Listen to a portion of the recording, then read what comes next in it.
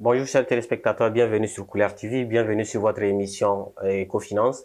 La dernière fois, nous avons parlé de la finance islamique, nous l'avons débuté, malheureusement, nous n'avons pas pu dérouler de long en large. Aujourd'hui, nous allons continuer sur le même thème, nous allons parler de la finance islamique, mais aujourd'hui, nous allons faire un focus sur le Niger. La question qu'on se pose, c'est quel est l'état de la finance islamique au Niger actuellement? Peut-être vous vous êtes demandé, vous avez regardé la vidéo, vous vous êtes dit, moi, si je devais aller voir une institution de finance islamique, je n'ai pas les informations dans la vidéo. Comment je vais savoir quelle institution fait de la finance islamique, laquelle ne le fait pas? D'emblée, déjà, je vais vous dire que ce n'est pas toutes les institutions, en tout cas, je parle du cas du Niger, qui donnent des produits financiers islamiques. Et c'est pratiquement le cas partout dans le monde. Actuellement, il y a un certain nombre d'institutions qui ont commencé à donner des produits financiers islamiques. La réglementation qui a été mise en place par la BCAO, elle est récente, ce qui fait que les institutions aussi sont récentes. Vous ne les connaissez peut-être pas toutes actuellement, mais quand même, elles existent.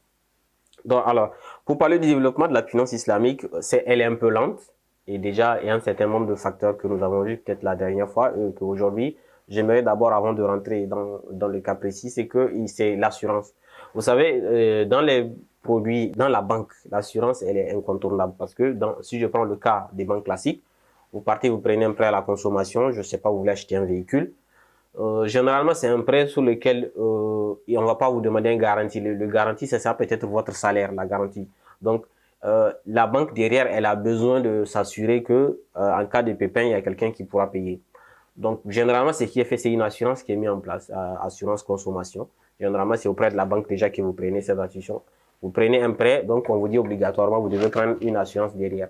Parce que la banque se dit que, bon, voilà, en cas de pépin, où il y a accident, où il y a quelque chose, il faut que quelqu'un puisse rembourser le prêt. Donc, l'assurance va, en cas de, si il vous arrive, voilà, malheur ou si vous trépassez, en tout cas, voilà, il y a quelqu'un qui va rembourser. Donc, c'est l'assurance qui va rembourser le reste du prêt à votre place.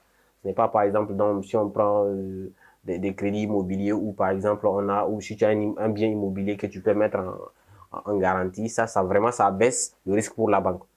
Donc, voilà un peu, on va dire, grosso modo.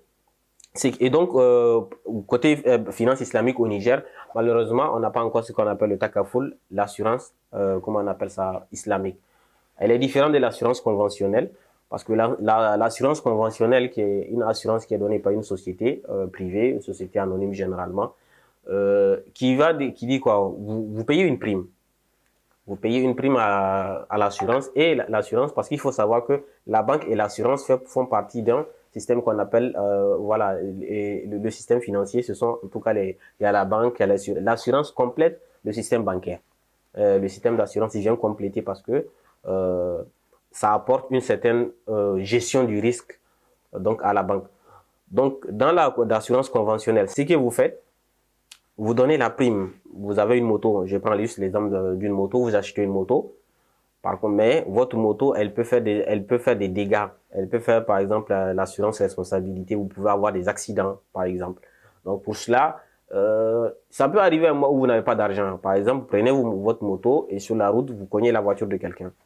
Bah, si vous n'avez pas d'assurance, dans ce moment-là, et que vous n'avez pas d'argent, on est dans un problème. Donc, le système qui a été mis en place, il se dit, OK, vous allez, dans tous nos pays là, cette assurance, elle est obligatoire déjà. Vous avez une moto, vous prenez une assurance.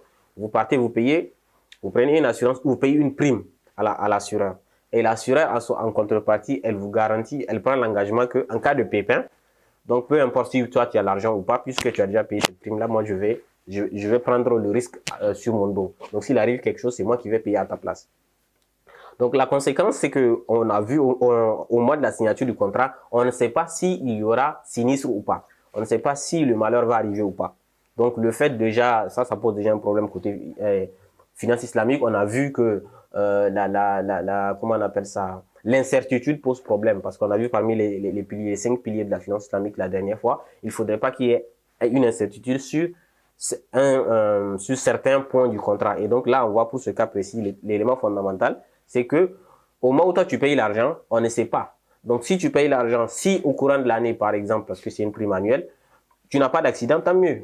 L'assurance, c'est comme ça devient la loterie. Tu n'as pas d'accident, elle bouffe l'argent. Mais si il t'arrive quelque chose, la banque, si tu as payé une prime de 100 000 et que tu as fait des dégâts de 200 000, l'assurance prend en charge les 200 000. Donc, il y a un peu de... Donc ça, c'est le fonctionnement de l'assurance, on va dire, classique ou bien conventionnelle. Cela, comme je l'ai dit, elle n'est pas conforme à la finance islamique. Il y a une assurance islamique où le principe, c'est que en réalité, ce n'est pas une société qui décide, par exemple, de vous assurer. Elle prend, il y a un échange. Moi, je prends tes risques et toi, tu me donnes l'argent pour que je puisse gérer tes risques à ta place. Dans la finance islamique, c'est une assurance mutuelle, sous forme mutualiste. C'est-à-dire un certain nombre de personnes, vous allez mettre en place. Bien que ça peut être aussi une banque qui est à l'origine, vous êtes membre. C'est comme vous faites une cotisation. Par exemple, on va dire pour chaque membre, il va payer, je dis quelque chose, par exemple 50 000 francs par an. Donc, vous allez cotiser. Vous allez faire un pactole comme ça.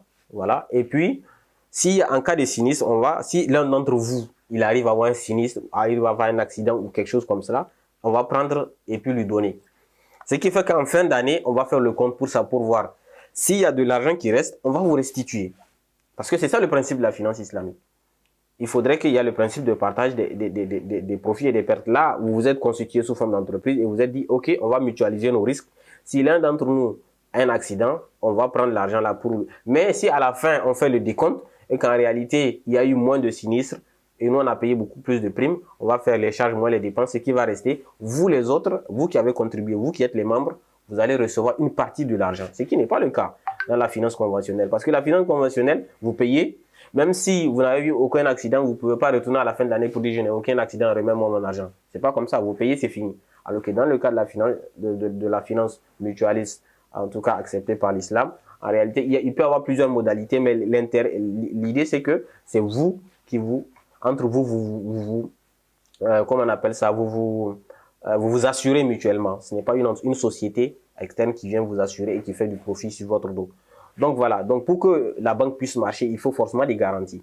Donc il faut de l'assurance. Donc pour le développement de la finance islamique, c'est incontournable. Ici, on va dire au Maroc, déjà ils ont commencé à mettre en place, en tout cas les autorisations ont été acquises par beaucoup, 2 ou 3 banques, je pense, qui ont eu cette autorisation-là pour mettre en place ce takafoul-là, ce produit financier, on peut dire aussi qui est islamique ou bien d'assurance, qui va permettre de développer la finance islamique parce qu'en contrepartie, quand vous allez signer un contrat avec la banque et qu'il y a une incertitude et que la banque veut se protéger, il faut vraiment qu'il y ait cette assurance-là qui soit de côté, qui agit comme garantie pour la banque, peut-être qui avance ses fonds dans un projet que peut-être vous lui avez présenté et qu'à la fin vous allez partager les profits et les pertes.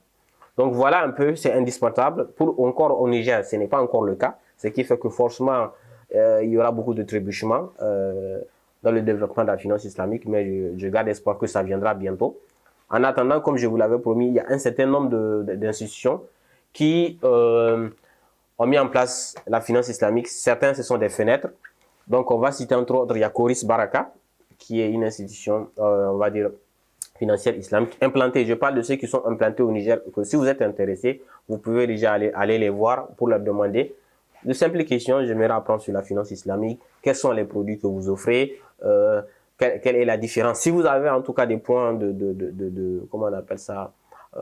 Des points qui ne sont pas résolus, vous pouvez aller voir ces éléments-là. Pas forcément pour prendre comment on appelle ça?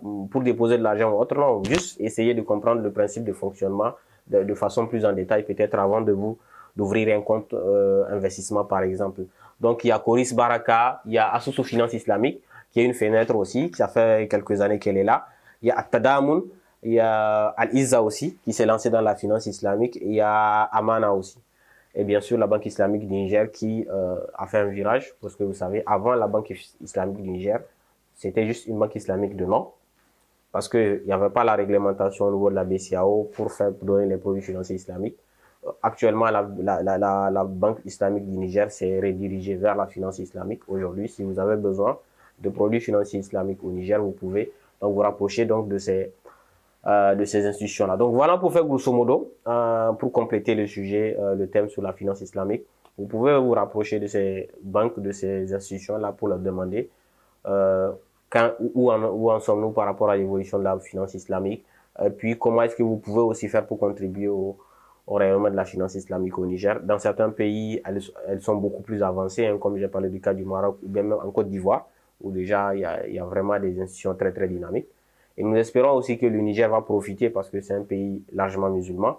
On dit à 95 ou 99% selon les estimations musulmanes. Donc, C'est un produit qui doit trouver de l'écho, mais pour cela, il va falloir en faire la promotion. C'est nécessaire pour que les gens puissent avoir au moins, pour que les gens continuent à garder de l'argent sous le lit, qu'ils puissent aller peut-être ouvrir des comptes d'investissement et investir pour ceux qui n'ont pas le temps de mener leur propre projet à terme. Donc voilà, merci de nous avoir suivis et comme je l'ai dit, si vous avez des inquiétudes, si vous avez des compléments à nous dire, n'hésitez pas à les mettre dans les commentaires. Merci et à la prochaine fois.